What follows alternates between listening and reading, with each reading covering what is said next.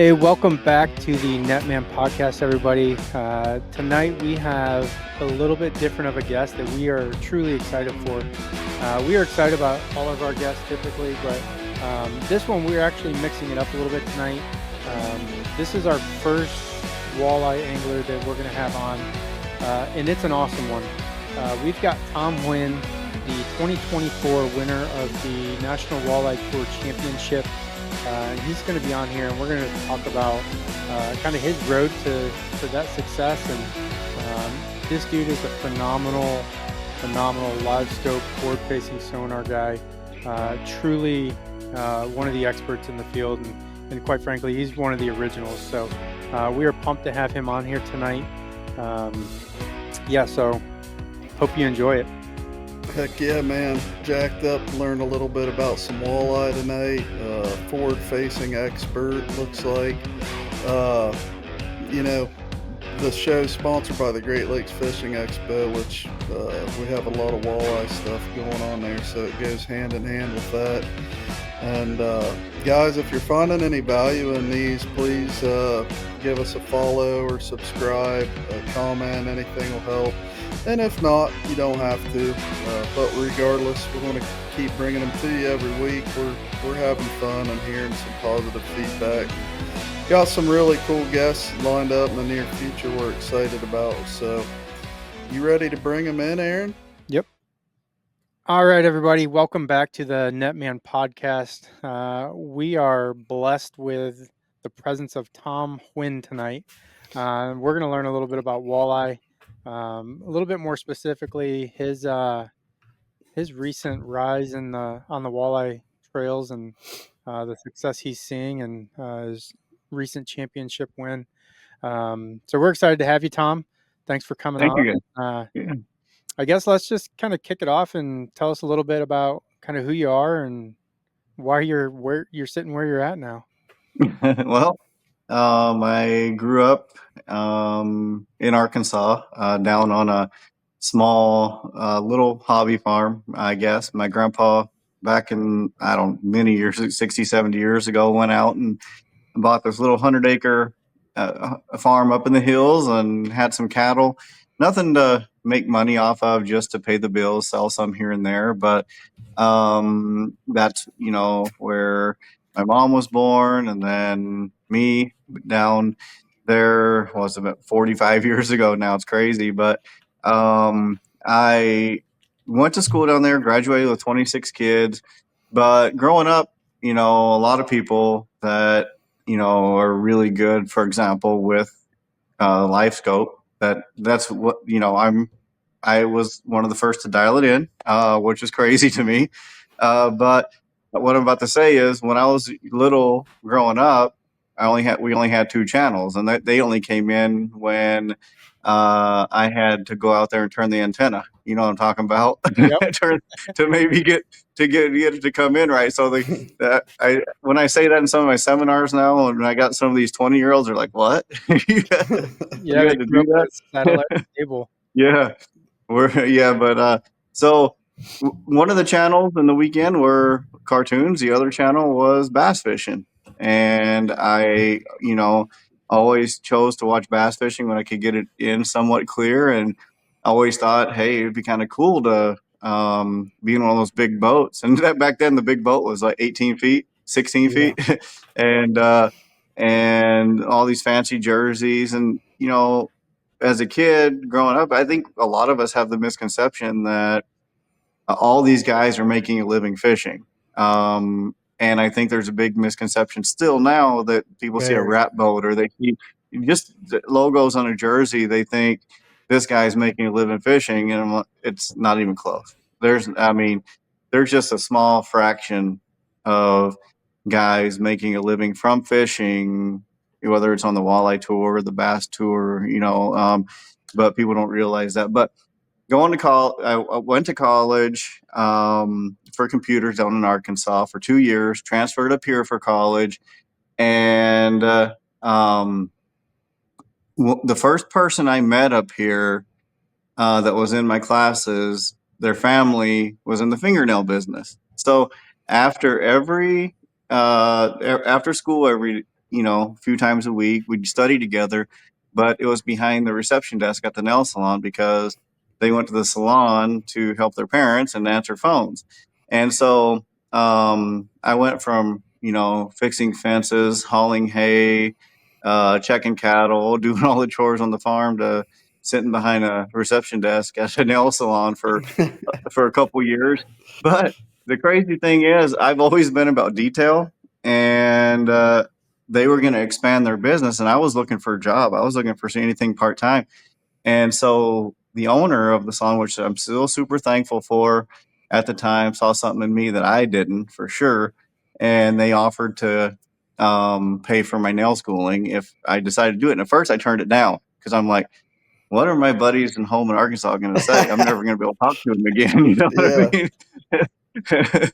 Go down to school reunion. Oh, what do you do?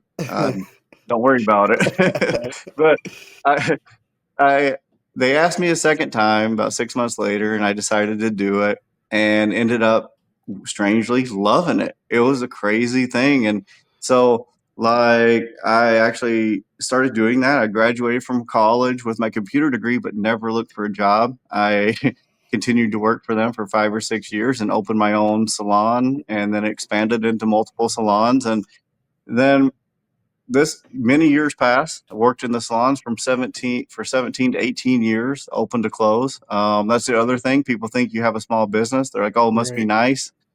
If you're going to make it work, you got to put the time in. I don't care what it is, but I'll tell you this: if you love your job, you're going to push the boundaries, and you're going to be able to be successful and make money.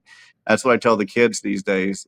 I don't care what it is. I don't care if you're a guy doing nails. I don't care if you're a woman diesel mechanic. It doesn't matter. As long as you love that job, do it. Don't care about what anybody says.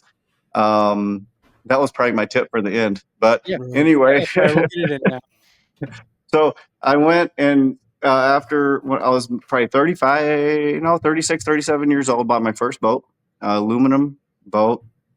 I waited for a rainy day here in the Minnesota where I live here, about an hour from where I live, waited for a rainy day to launch it because I knew nobody was going to be at the ramp. And I never backed a trailer down before. Um, and that boat that I bought brand new for the first time in my mid 30s was the first boat I ever set foot in, ever. And so I had to learn a lot on the fly. After a couple of years, I decided to jump in some bass tournaments around here because that's all I knew is bass fishing. But nobody around here would get back to me. They wouldn't respond to my emails, my phone calls, my text messages to try to get into some local tournaments. So I'm like, okay, I'm gonna go all in. I'm gonna register for a Bassmaster Open, and it happened to be in Ross Barnett Reservoir in Ridgeland, Mississippi, and I got completely destroyed by the locals and the pros that jumped in.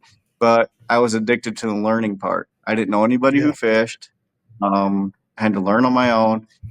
A couple tournaments later, I met a good buddy Shane Love, who you guys know, Right. and we're still really good friends. And look, it's funny because then we met our another buddy named Tom, and he's in Brooklyn, New York, of all places. Loves bass fishing, Wow. and he's a pharmacist, right? But lives right in his pharmacy, and he lives right inside Brooklyn. And so us three traveled together on the bass tour for a couple years, just completely dumb, but we had a good time. Yeah. Enjoying it. And we always had a joke. Um, a nail tech, a nurse, and a pharmacist walk into a bar. Yeah, that's But a crew right there.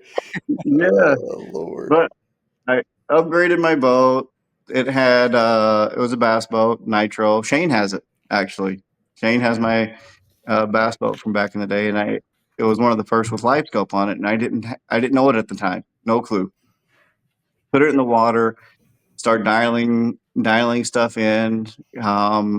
That's part of me not knowing anything. I just wanted to learn it, Hmm. and happened to in July of 2020 jumped into a random professional level tournament up here in Minnesota just for something to do because COVID canceled or rescheduled our opens. So I withdrew because I couldn't be on the road that much in a row. So we ended up, my buddy Nate and I ended up winning that tournament and just kept the ball rolling. So just utilizing forward facing sonar. The biggest thing is with that is not just catching every single fish we see, but learning where these fish live or we never thought before and utilizing it in a way that is the most efficient. So that's just I tried to make it quick, but a quick rundown to why I'm here now. Yeah. Yeah, and I want to go back to the bass career side of it, if you want to call it a career, right? Yeah. Because you were using it as kind of just a learning opportunity to kind of get into it and kind of get your feet wet and just really just have some fun. Yeah. So how long was that process? It couldn't have been that long, maybe 4 or 5 years. Uh, 3, maybe 4, Okay. but not full years either. They're just random tournaments I would pick up. Um, So i- in how like your first one, you got destroyed. mm, Did you progress kind of throughout that period? no. You just enjoyed Well, fishing and just enjoyed being there and the sport of it. well, I did progress mentally. I think that was the biggest thing. Like tournament fishing is big time mental game, and I was able to progress that way, and also to I did get better. I mean, I ended up cashing a few checks here and there, but most of it was just an on the fly, throw myself into it type learning experience. Yeah. And then so we read up on you a little bit, just like I said, because we don't really know much on the Hmm. walleye side. So you jumped into an aim tournament Hmm. just for something to do, and you ended up winning it. Yep. Um, so tell us, like what happened that day uh, that gave you guys that opportunity to be successful in it. Were you doing something different than everyone else? Did you just stumble onto a lucky school of fish? Like, what happened there? Yeah, no, we were doing something completely different from than anybody'd ever seen, and I was still in my bass boat at the time, and pulling up on Leech Lake in Minnesota with that AIM tournament. They take 100 boats and tournament, staging before the takeoff. Pull up there in the bass boat, and you got all these big deep V boats and stuff. And we didn't know anybody. Nate and I knew not a single person. So I told Nate, I'm like, this is all because Nate had never fished a tournament in his life, period. And so I told him, I'm like, the good thing about nobody knowing who we are is because when we suck in this tournament, it doesn't matter. Right, just So disappear into oblivion, never seen again. yeah, so they take 100 boats. The Leech Lake tournament fills up within 24 to 48 hours every year once it goes live, and I didn't know that at the time. So like a week or so before the tournament, when a week or two, I don't know, I called the tournament director. I'm like, hey, I want to get in in the Leech Lake tournament, and he said, do you know so and so? And I'm like, I have no idea who you're talking about. He goes, that's crazy because up until 3 minutes ago, we were full with 100 boats, but we had an older team call and drop out because of COVID. And I'm like, Mm. okay, so can I have that spot? And they're like, yes. So here you have that spot. So that's what's crazy. I think about this a lot. If I would have called 10 minutes earlier, I don't think I'd be sitting here right now because the tournament would have been full. And but so we get in and we had a few days together to try to break down massive Leech Lake. What is it? Two. It's like It's a big one. two. It's a giant lake, hundred and Yeah. some thousand acres, 230 miles of shoreline. And so we just focus on a little area, like a mile, not even a mile from launch. That's what's crazy. And again, we were using my Livescope. It was the LVS32 at the time. And I was going along and we were catching these little walleyes. And I was like, oh, that's cool, because I'd never caught a limit of walleyes before until that week. And then we're going around, and I see a mark suspended way higher than it should have been. And I told Nate to cast at it just to see what it was. And it happened to be a really big walleye. I'm like, huh. So then we're like, all right. So then later in the day, we saw another mark suspended just a few feet below the surface, and cast it was another big walleye. So we're like, all right. So this is what we got to do. But we knew that we're not going to catch that many fish doing it that way, but we're like, all right, we're just going to cruise, look for this certain structure, find these walleyes suspended up top of them, and cast at them. So we fished that day. People knew we were doing something different. We were fishing. There's other boats around us, and they were all trolling or dragging baits on the bottom. And it was a catch photo release tournament. And at the end of the day, we go to turn our packets back in at the dock to the tournament director. And just from dock talk, just from the guys on the dock, you could hear other teams saying, oh, we caught 20, 25 walleyes today. Some teams had like over 40 fish. And I looked at Nate and I'm like, yeah, man, that we tried, because we only caught 7 fish all day long. So we're like, we went back to the campground. It was at a seasonal resort, actually, up where Nate and I had campers right next to each other.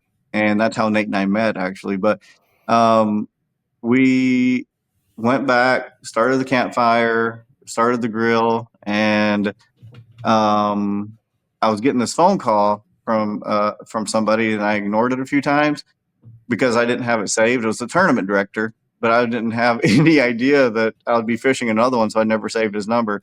So I finally answered, and he's like, "What are you guys doing?" No, he goes, "What are you bass guys doing?" And we're like, "Well, we're back here at the campground." And he goes, "You guys won." And I'm like, "What?" Nice. Yeah. So we had just shy of 40 pounds of walleyes with 5 fish. Wow. And so then that's how that tournament went. And the thing is, we fished the second one. We couldn't qualify for anything because we missed the first 2 tournaments in the AIM circuit, but we fished the next one and we got a 4th place. And then at the end of the season, Nate calls me and he's like, "Hey, Tom, there's another tournament coming on the Masters Walleye Circuit." And the Masters Walleye Circuit actually comes out to Ohio, Lake Erie. They were just out there a few weeks ago. But the Masters Walleye Circuit had an event on Cass Lake in Minnesota.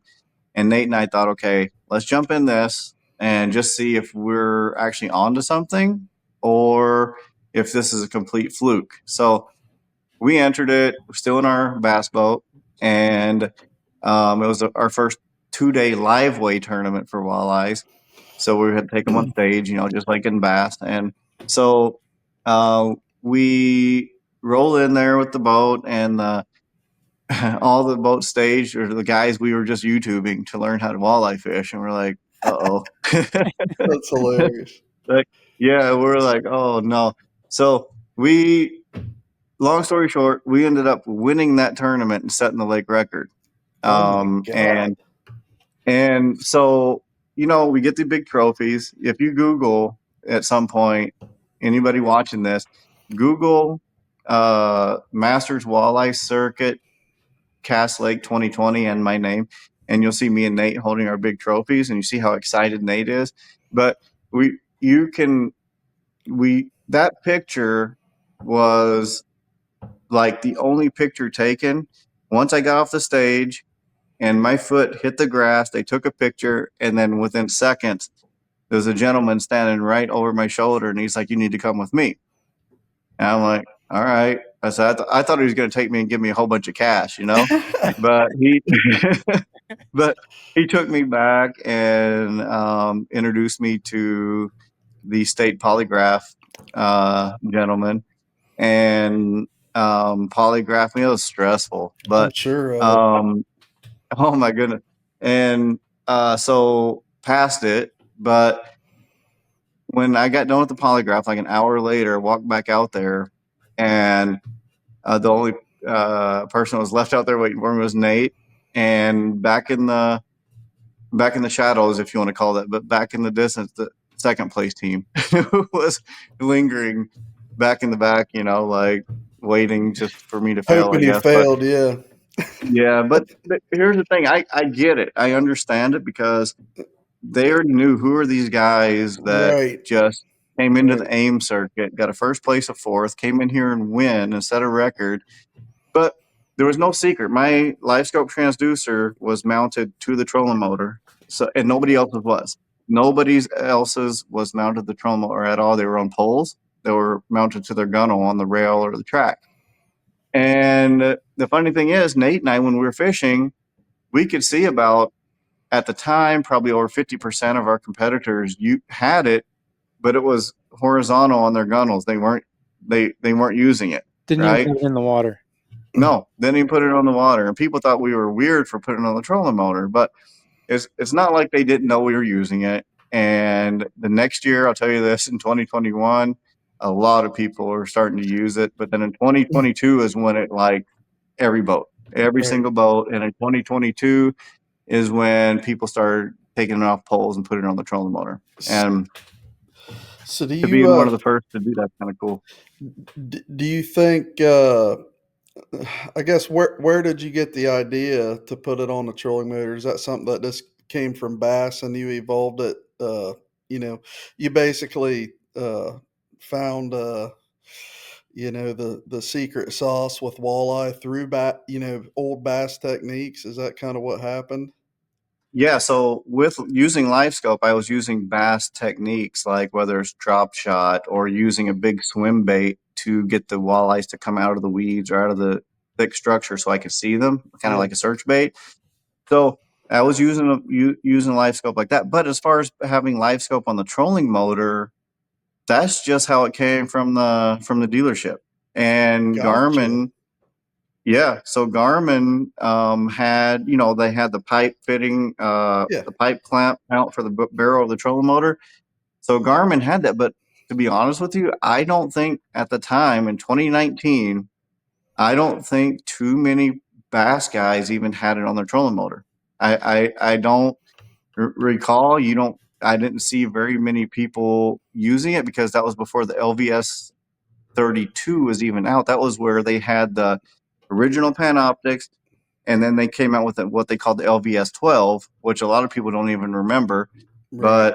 But that was my first experience with the LVS 12, and then it was on the trolling motor. So that's all I knew, and it was during when my salons were shut down for 7 weeks for COVID. I spent a lot of that time on the water. That's basically when that boat was almost brand new. So it all coincided together. COVID shut me down. I got to go fishing with my new electronics, didn't know anything. And so I think that's what helped me too. I had no preconceived notions, I had no bad habits. So I think that all just happened like I don't know. God had a huge hand in that for sure to put me where I'm at right now with all these I, electronics and just the success I've had. I think that's one big thing like you had going for you. A guy like me and Aaron just fished a tournament together, a bass tournament this past weekend. Here's a good example, but it was a lake I had a bunch of history on, and we ended up having a good finish. But we ran history all day just because I had in my head I've done this so many times. But you had the you had the golden ticket there where you hadn't really found success yet, so you were still really open minded with that electronics. Where a guy Hmm. like me is, I've had more trouble adapting just because I've got this memory bank of crap that I always want to go back and Yep. do. Where a guy like me really needs that 7 weeks like you had. I'm sure Hmm. that's been a huge part of just you getting a leg up on everybody with it. And as far as the Yep. polygraph stuff goes, back to that, man, like I can tell you definitely understood, but like that's a flex, dude. Like that's looking back, I mean that's the biggest compliment a guy can get. You know, uh, Yeah, yeah, so, I agree. I told the guy afterwards. He said, the polygraph guy. He's like, I want to be the first to officially congratulate you. And I said, to be honest with you, this is super stressful, but I hope we meet multiple times in the yeah, future. yeah. Nice. But Uh, hey, man, as far as you said though about you and history, so with forward-facing sonar, even if you go back to the spots that you're comfortable with, the mm-hmm. structure that you're comfortable with in the lake, the areas, use forward-facing sonar to see what you've been fishing and look at it for the first time. That that you've been fishing it for years, but go look at it now and see why those fish are there, and Right. then be able to take that and go utilize it elsewhere in the lake that you've never seen or that people would never traditionally think these fish are. Now, here's the other thing. The other the reason why a lot of people who've been fishing for a lot of years having a hard time adapting is because I'll be the first to admit electronics, no matter what it is, technology is intimidating, but when you go into your TV even or your computer or your cell phone, look at how many settings we can utilize. Look how many options we have to do so many different features. But Yeah. here's the crazy thing. With forward facing sonar, I use the same settings from the very beginning of the season all the way to the end of the season. I don't care if I'm in clear water, muddy water, a river, a lake, a reservoir system, deep water, shallow water. I use the same settings all year long. And a lot of people will say, look at YouTube, and they'll say, okay, this YouTuber that has all these hundreds of thousands of followers that use all this clickbait, or the guys who literally come up with these controversial videos on from Bass or Walleye World just to get the views. They're like, here's the best settings for this situation. And then 3 weeks later, same guy, here's the best settings for this situation, all different. So that's where I've been trying to teach people in the last year or so. Like, here's these settings, utilize these settings, and forget about your settings. Just go fishing. And I think that's in people's heads. They're like, they go from one body of the water to another, or one depth to the other, or they go to from the weeds to the rocks. They think, okay, what did this guy say on YouTube about the settings for these situations? Don't worry about it. Use the settings I use, for example, just go fishing. And that I think is been huge for a lot of people. And there's people right now in the Bassmaster Elite that are using my settings. So it's kind of cool to That's see awesome, man. that they can just go fishing. Don't worry about it. Yeah. So you just mentioned that you teach these uh, Mhm. live scope or forward facing sonar kind of programs. Um, tell us a little bit about that, but then also, would you be willing to just kind of give us a, gen, a, gener, a general or generic kind of overview of what those settings are Yeah. without kind of maybe getting too deep into it? No, you're fine. So, like, being one of the first to utilize it from either bass or walleye world, like, I've gotten messages constantly on social media for the past few years on, you know, what my settings are, or they ask me, "Hey, I'd like to pay $1,000 for a day just to jump in your boat to see what you're looking at." Last year, I had multiple offers for $3,000 a day for people to jump in the boat and be like, "I just want to see. I don't even want to cast. I want to see what you're looking at." And my brother from Arkansas came up and spent a week up here just visiting me. This is a year or two ago, and we caught a lot of largemouth bass and a lot of smallies, a lot of walleyes. Just a great week of fishing. Probably the funnest week of fishing I've ever had. But he goes home and he can't remember anything of what we just did. He's like, "What were your settings? I can't see. How come I can't see this, and that, and the other?" He spent more time with me in my boat than anybody has, and he couldn't remember anything we were doing. There's so many subtle nuances, so many tiny, tiny details that people wouldn't be able to catch just from being in the boat fishing with me. So that's why I came up with a university that is web based. It's the first actual fishing curriculum based fishing education platform anywhere. And basically, it's like if it's modeled after like top actual universities in the country, where you have different modules, basically, which are topics. And then within those modules are a bunch of individual videos. And it's not like YouTube where you can go on there and just see a screen recording of something, but there's no audio, there's no explanation. Every single high definition, like Livescope screen recording, for example, that I have in there has a little inset of me in there explaining play by play why this is a walleye, why it's a bass, why it's this, and it goes through all my settings. So I did that so that I'm able to get in there and teach people, and they can go back, rewind, take the lessons over and over again if they want to, and so it's pretty cool. I'm able to do it like that. And my settings, basically, what I was getting to earlier about people and being able to use the same settings all year long, people are overworking their settings. Just give you an example: noise rejection. You have noise rejection in your Garmin units, noise rejection in your active target. And Humminbird has a version of noise rejection. So people are using noise as clutter. That's like the interference on the background of your screen. That clutter is debris in the water, for example. That clutter is like pieces of grass, pieces of plankton, pieces of pollen, whatever it might be in the water. But people are trying to clear that out because they think they need a crystal clear screen like we're looking at right here, or like on our TVs, right? Yeah. So, but here's the problem.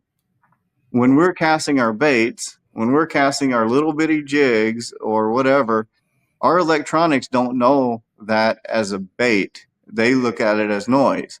So people are like, oh, I can't see my jig, Tom. How come that? Because you have your noise rejection on high trying to clear up that screen too much. So people are just overworking their settings. That's just one example, because you got ghost rejection, you have TVG, you have color gain, all of those different settings that people are using to clear up their screens, but they're clearing up all the detail, right? I want to be able to see, for example, I want to be able to see my 10-pound test braid go all the way to the bottom of the lake in 30 feet of water. And I can do that. So, and that's what I'm teaching people how to do. And it's been pretty cool. So, Nice. I wanted to ask you, like, maybe for a quick free lesson here, and maybe for some of our listeners, because I'm sure there's tons of guys in the same boat as me. Like, uh, so let me just kind of give you where I'm at with it. I've had the yep. 34 for a couple years, and I mean, I've watched, I've casted and caught a handful of fish, but like, I can identify a crappie from a bass. Seems like walleye sole guy here we have in Ohio can be a little tricky, but most of the time you can tell.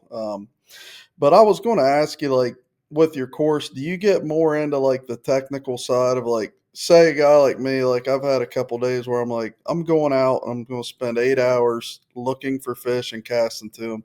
I've gotten really good at seeing a dot, casting to it, whatever technique you're using.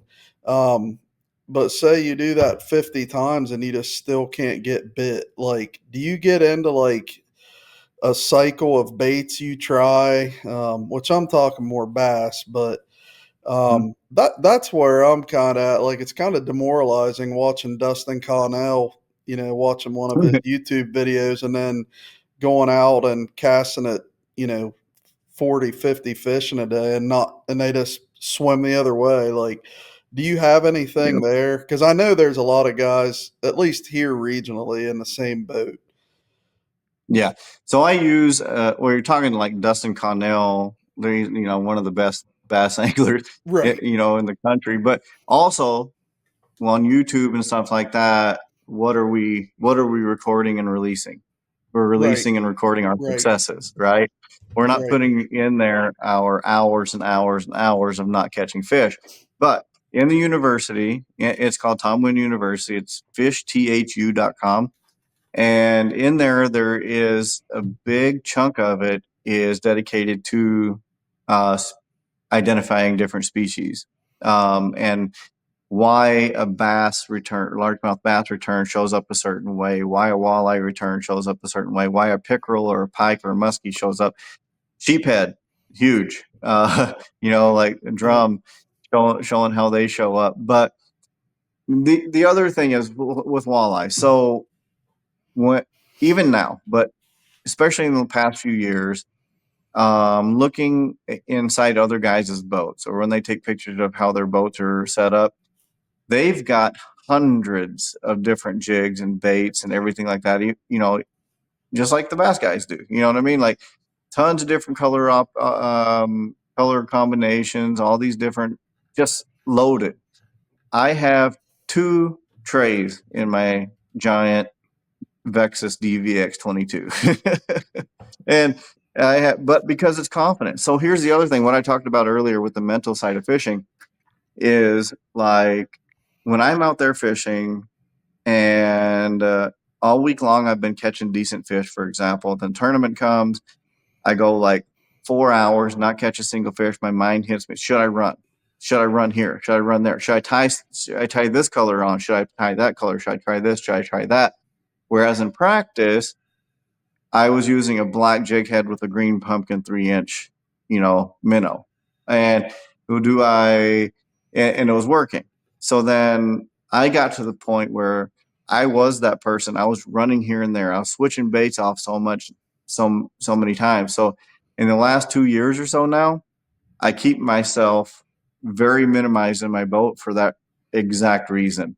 And I've done extremely well because I'm using just maybe 3 different baits, 3 different color combinations, because they're my confidence baits, and I'm eliminating the availability Right. of having that in my boat to be switching stuff up all the time. So the other thing I would do, and I would not be ashamed of it at all when you're learning this on the bass side, especially because once you get down those river systems in Ohio or Tennessee River or almost anything down south, you're going to have a bunch of junk fish in there. Right. So for species identification purpose, when you said I'm going to set off just 8 hours today, I'm just going to go cast, dude.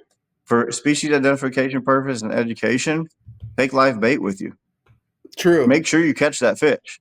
True. You know what I'm saying? Make sure you catch that fish, and that way you get your eyeballs about you. Like, okay, it just bit. It's a drum. It just bit. It's a white bass. Oh, look at that mark. It just bit. It's a smallie. So that's actually how I learned down south when Yeah. during COVID. When I was off those few weeks, I home in Arkansas and Tennessee, and that's exactly what I did. I was fishing a 5-inch Senko on this in these weeds, on top of this hump, and I got bit by pickerel, so I sat down to retie my Senko, and when I got back up, I saw a school of about 200 fish, and in like 25, 30 feet of water. I'm like, there's not a chance that those are largemouth. So just out of curiosity, I cast it anyway. And this is like my first week of using Livescope, and that Senko is going down really slow, and the fish converge on it at the bottom. I got bit. It was a 2-pound largemouth. I'm like, Oh what? Lord. They're not supposed to be here. And then so I sat there for 2 or 3 hours, caught about 40 largemouth bass between 2 and 6 pounds. It was an unbelievable day. Nice. And I've got that video. I actually videoed that because I couldn't believe what was happening. And that was in 2019. But then that's what got me thinking, like, there has to be a way to learn.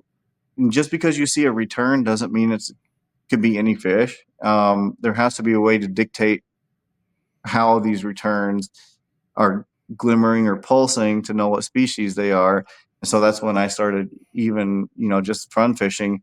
I would want that fish to bite so I could tell what it was on my electronics. So I would use live bait. I caught suckers, I caught drum, I caught almost every species there is, but it helped me to learn Yeah. what not to cast at. I mean, that honestly has never even crossed my mind. And I was laughing at myself. I own I mean, we're kind of a jig and spinnerbait company is kind of our meat and potatoes for bass. But, Mm-hmm. we travel some of these big trade shows over the winter, and I'm just a tackle junkie. So I've got this Mm-hmm. freaking huge tackle warehouse, bag in my boat that just has Livescope written on it, but it's probably got 50 different baits in it. And like that may be part of the problem. Just, just, I just haven't put a bait on and just, tried. Mm-hmm. But it's, Yeah. it's No, I get funny. it. It's funny, but I always just end up with getting mad and have a jig in my hand anyway. So, uh, Yeah. but Uh, that's fun too. So Do you guys fish weeds down there? Do you have lakes with a lot of weeds? yeah, yeah, we've got yeah, a lot of Yeah. reservoirs that are. I don't want to say they're choked out, but you've got a lot of good diversity. You can fish a little bit deep.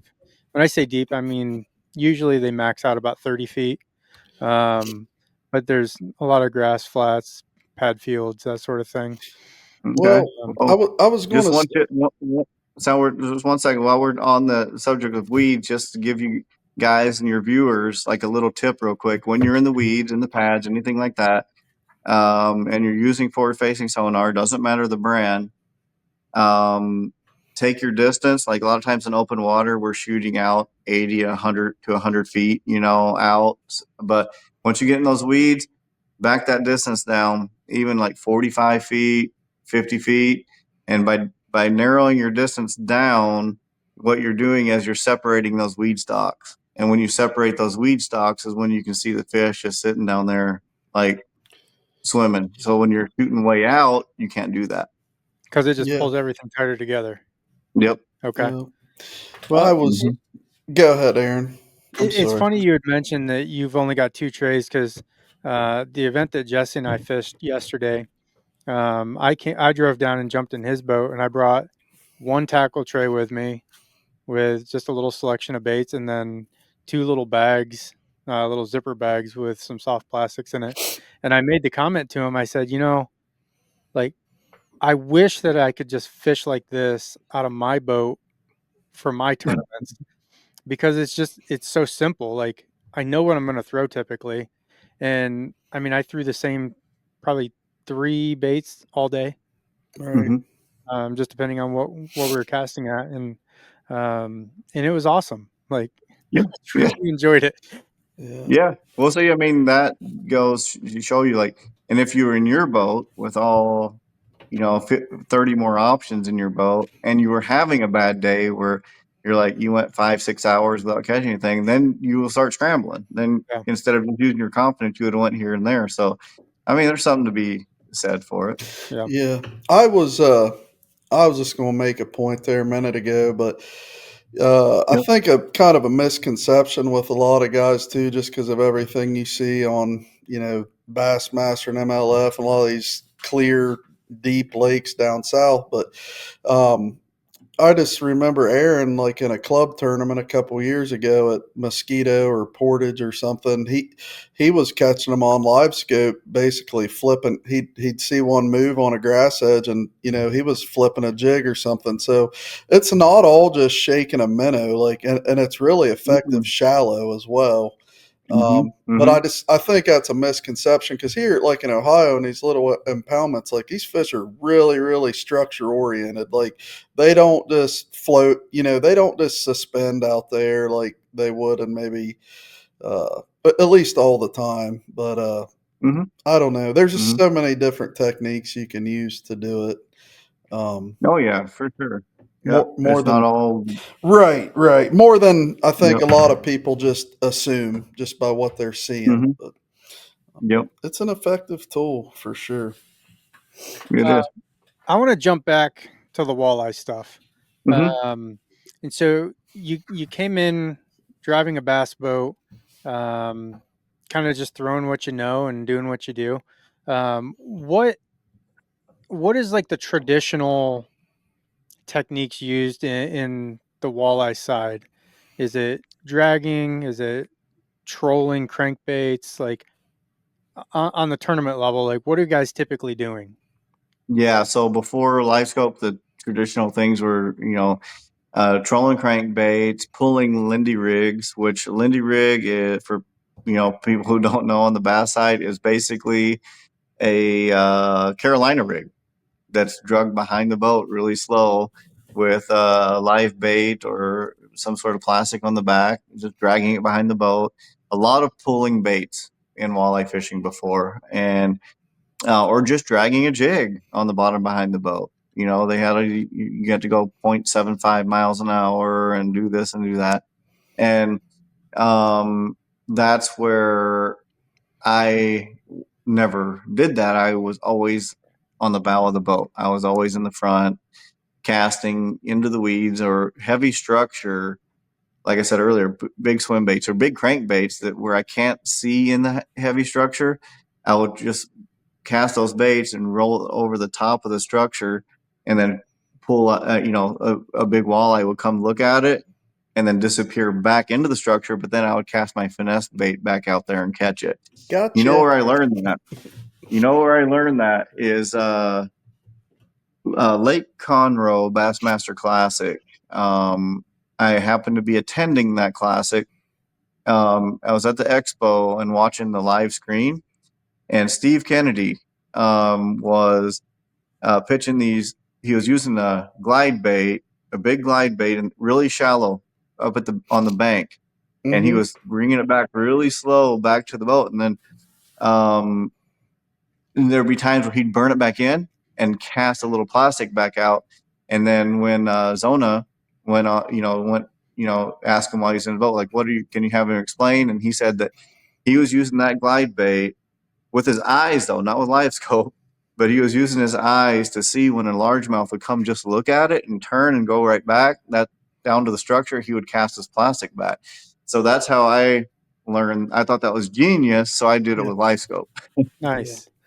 Now, do you Yeah. feel like the walleye side of the industry is just kind of naturally evolved, or do you feel like you had some influence kind of with that early success and in I the way you did it? the up north here, I think eh, Ohio is the cutoff, like from where I see where people embrace electronics. So like south of Ohio and down to Louisiana and out to the east from history, like going back to side scan, down scan, all that stuff before. People seem to have a harder time embracing technology than people have up here in the north and the Midwest for some reason. I don't understand it, but just listening to some of the guys up here talk.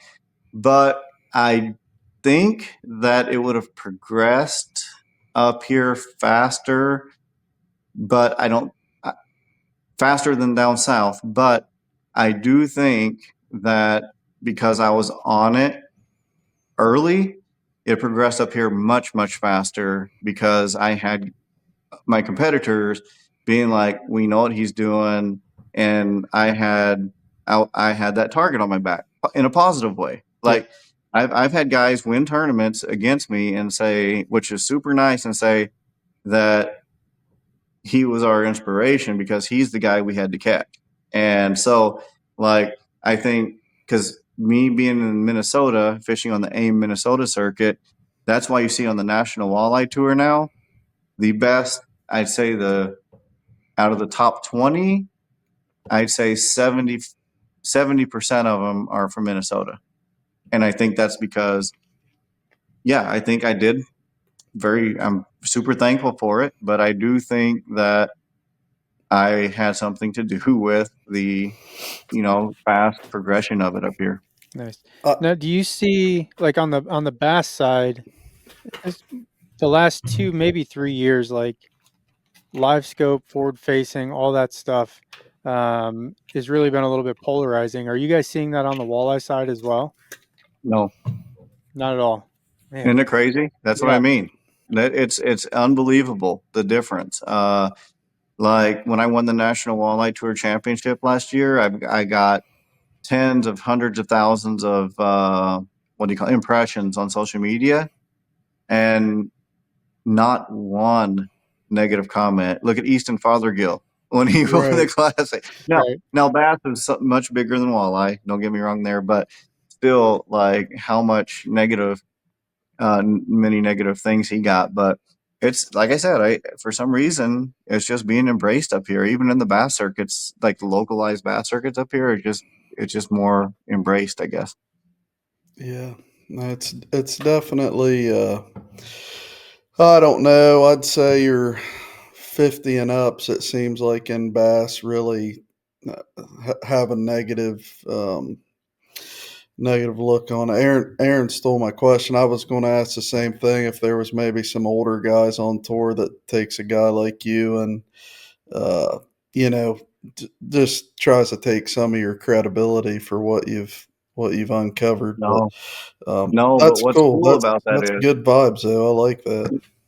yeah, but what's cool about it is it's the kid. When they say the kids are good with electronics now, you're talking about the Trey McKinney's, the Easton Right. Fothergills, the guys that are 20 to 25 years old, right? Right. So here I am. I'm 45 years old. Right. So I did 45 seminars this winter, all on forward facing sonar, right? Across the country. And I'd say almost 8,000 people came, and um, 90% of them were over 40 years old. You Yeah. know what I Those mean? old guys, right? Yeah. Just trying to Yep. They're wanting to catch up and learn. learn. They Yeah, want to learn. They want to learn, and they maybe not weren't for it right away, but then they're like, okay, we got to get on board and see what this is all about. And that's what I'm trying to teach people. Like, if you're against it but don't know like what it's even all about, then just let me teach you. And that's what I'm trying to do. Just keep think like I'm teaching everybody from the very, very beginning all the way to the top level guys. And people are like, aren't you afraid you're giving away too many secrets? And I'm like, it doesn't matter. It'll if I am helping my competitors beat me, I'm still going to want to win every single tournament I fish. So I'm always going to want to learn even more. So by teaching people, it's forcing me to learn even more. And I love that. I love learning. Yeah. Yeah, that's a really good outlook, and I think it all comes back full circle too. Because if someone wins, that you kind of helped, like you feel a little part of that too. So Yeah. that's Hmm. all cool. Do you think overall, like you know, the technology's growing the sport, or do you think it's? I guess I speak a lot on the bass side. Um, there's a lot of back and forth. Like people are leaving the sport because they just can't learn it or don't want to learn it. I don't know. Like, what do you have any Yeah. opinions on that? We'll see in the next, it's so new, but in the next few years, I mean, for sure we'll Right. see. But there's going to be guys drop out. And well, like I said, it's just about not embracing the technology or not willing to learn it, which I understand that it can be intimidating, but we're getting a lot of more young people in the sport right now too. Yeah. Not just tournament fishing, not just I'm Right. talking just getting more kids on the lake. You see, even with ice fishing up here, if somebody has an aqua view camera down in the hole, Right. it keeps the kids' attention. They're out there instead of just in the house playing video games. Yeah. That's their video game, Yep. and they're out there doing it. We're seeing more young guys and women actually in the sport, walleye fishing and bass fishing, and they're younger. And so I think it's we're getting more young people. I think there was a big long stretch there, 20, 30 years where you had all the same big names, but you hardly saw any young people getting making into the elites or the opens. And Right. now, I mean, there's going to be people who drop out, but I think they're, just going to be a continuing on. Technology is not going to go anywhere. I mean, no matter what aspect of life you're in, it's going to be there. So we have to try to embrace it and just use it responsibly. That's why I teach people too. Is like you have to, especially with walleye fishing, where a lot of people like to eat walleyes. Yeah. So, Yeah. but Yeah. yeah. You made a great point there, man. And our last guest we had last week made the same point, but like everything isn't about tournament fishing. Like just being out there and fishing. Like there's a lot of guys like Bo, our last guest, that just loves to go out and reel in as many bass as he can, and like there isn't a Mm-hmm. damn thing wrong with that. Nope. Some of us just get hooked into this little, the competitive void we have from some point in our life. Like we just like to compete, Mm-hmm. but like we speak a lot in tournament terms, but like I don't want any of our guests to ever get it twisted. Like just being out there fishing first and foremost Yep. is better than, especially for these kids, Yep. but Yeah. 100%, man, spot on for Mm-hmm. sure. Yep. So I guess what's the future look like for you? You just had a pretty good finish in April. Where was that at? Sharp Lake Like Sharp? Lake Sharp. Yep. Yep. Yep. Um, That's on the Missouri River system. okay. And so you're fishing the National Walleye Tour this year. Yeah. Are you doing anything other than that? No, not this year. I'm not fishing any tournaments other than the National Walleye Tour. Same as last year. Nate and I quit fishing AIM 2 years ago because we fished it 3 years. Won the state championship twice, team of the year twice, national championship once in 3 years. So it's like, that Everybody kind stopped of, talking to you at the ramp. They got mad at you. yeah. So I Really wanted to big start time talking to people again. Yeah. No, but yeah, no, it was a thing where we just like, okay, we have our day jobs and it just took a lot of time. So just focus on the National Walleye Tour. Last year I won the championship out on Lake Huron. So that's awesome. But my future is, next in 2 weeks I got the Mississippi River at La Crosse, Wisconsin, and then we go to Dunkirk, New York, on that side of Lake Erie, and then Okay. Alpena, Michigan. There's some good bass tournaments up in Yeah. Alpena sometimes, and then we go to Green Bay for the championship. So other than that, in between times, just gathering content for the university. Nice. Nice. Um, I was just gonna ask something. What oh, I could get, dude, we haven't even scratched the surface like on this, like as far as like me learning some stuff about walleye Mm-hmm. fishing. Like I've done a lot of like bank beating, soul guy fishing and stuff around here, but no, it'd be cool to have you on sometime down the road and talk about, the difference in fishing a river system than a leech lake, or Mm-hmm. because I see, looking at your stats from last year, a couple of I think one may have said the Mississippi River even, Yep. or maybe it wasn't, but like, uh, I see that in my head, and then I see another one on Lake Erie. I'm like, well, how the hell, they both have walleye, obviously, but Yep. um, there's a lot of differences in those two bodies of water. Mm-hmm. Yeah. So, uh, No, I'd love to come on again sometime. We can just concentrate on catching walleyes in different bodies of water. But yeah, like in Mississippi River, it's crazy where the guys fish tournaments for bass is where I'm catching the walleyes, like right there really, in the weeds. Yep, right there in the weeds. And Lake Erie, they're cruising. everywhere.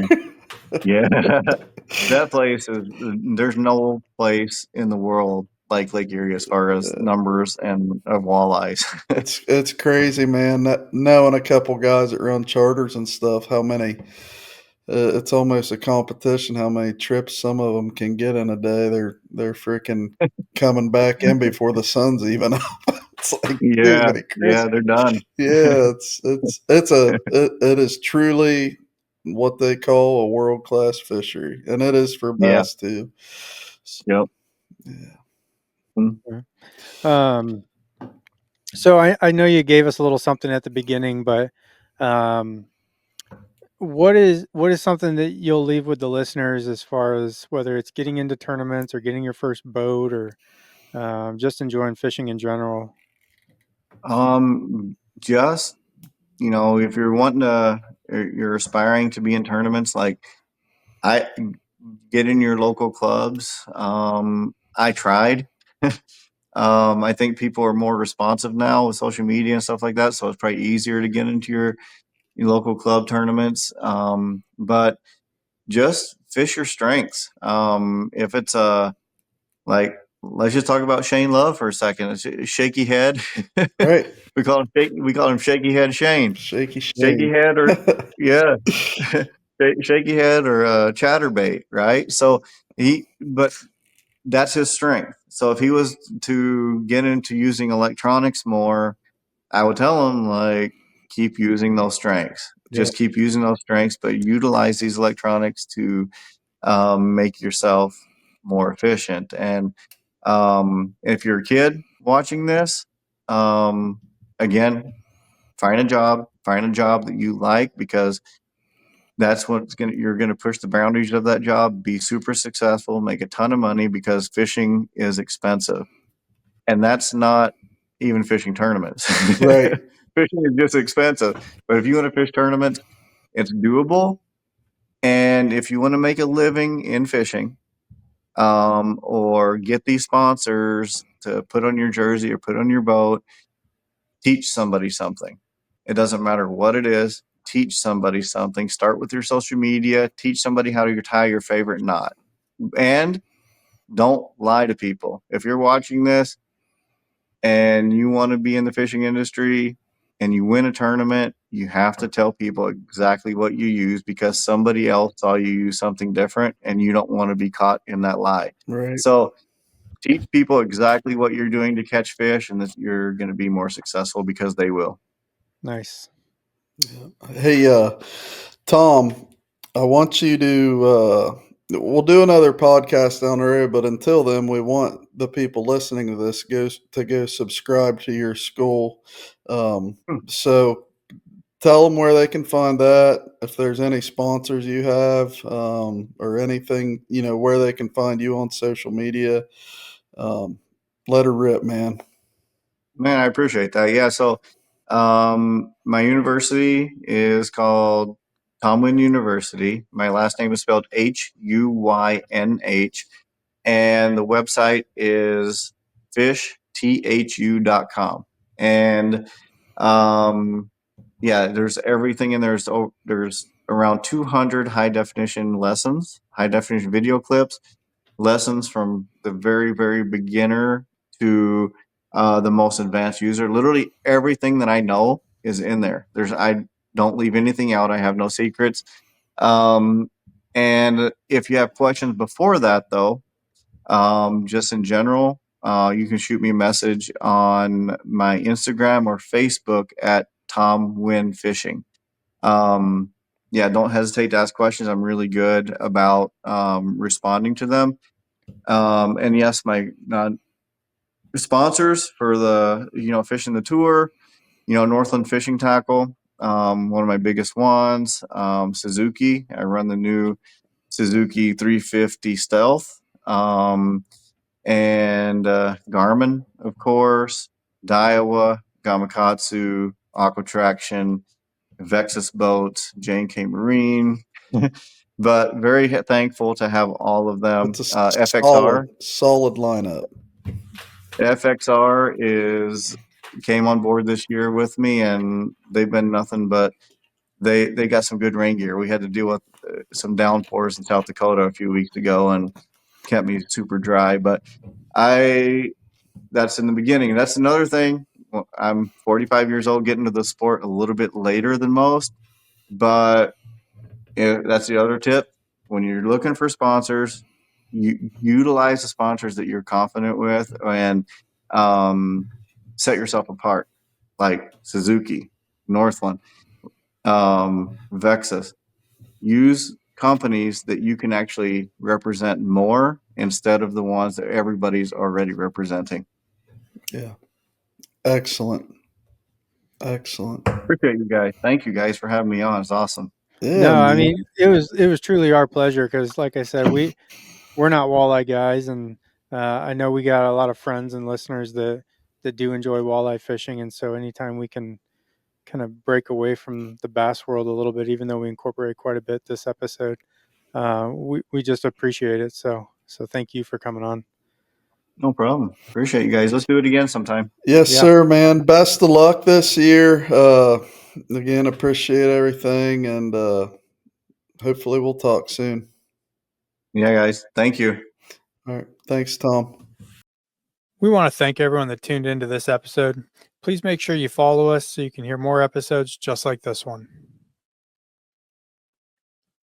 With further ado, Here's Tom.